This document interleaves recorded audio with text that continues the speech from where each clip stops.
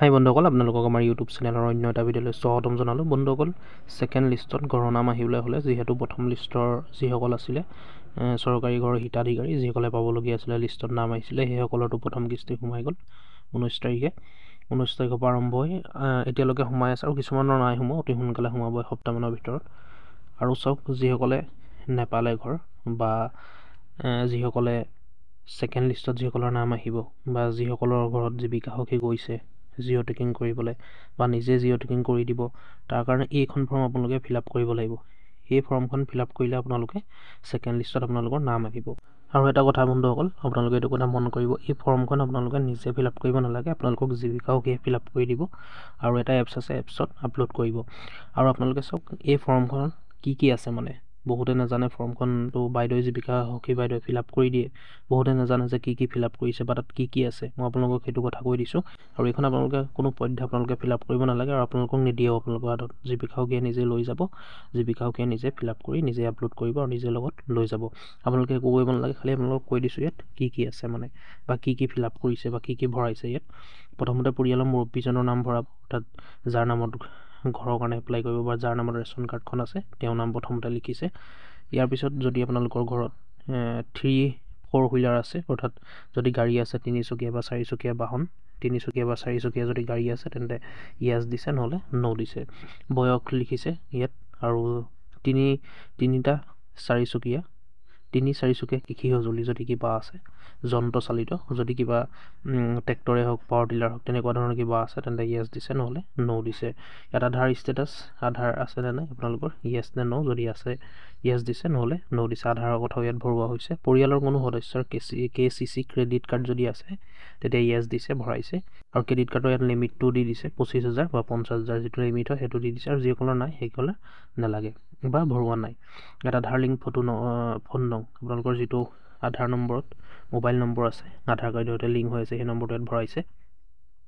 ইয়াৰ পিছত job card status, আপোনালোকৰ job card আছেনে নাই, যদি আছে য়েছ দিছে, নহ'লে ন' দিছে।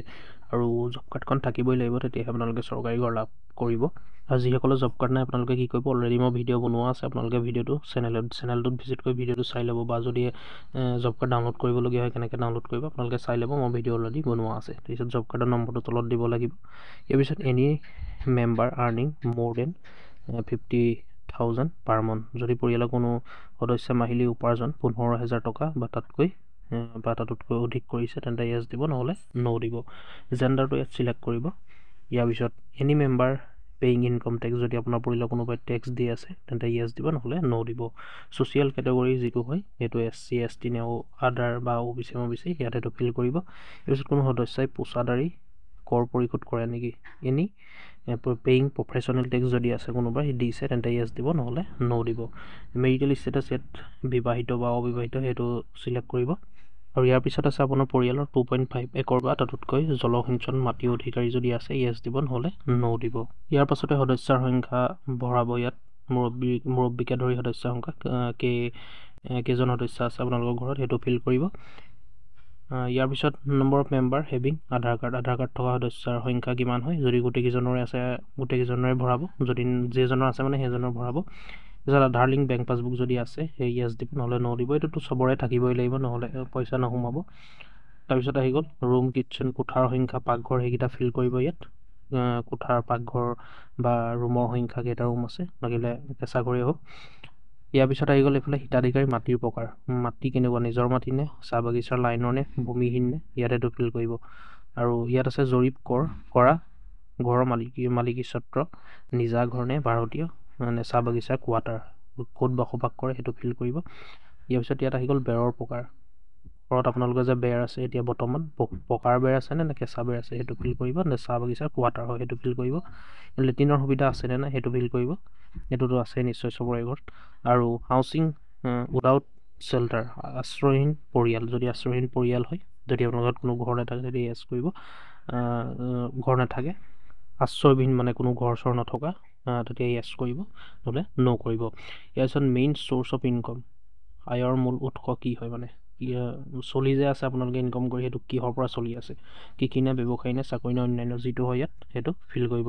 ইয়াৰ পিছত ছিগনেচাৰ অফ দ্য বেনিফিচাৰী, ইয়াত ছিগনেচাৰ কৰিব বেনিফিচাৰীয়ে, ইয়াত তলত নামটো দিব, ডেট লিখিব, প্লেচ লিখিব, ইয়াৰ তলতে জীৱিকা সখীয়ে চহী কৰি দিব।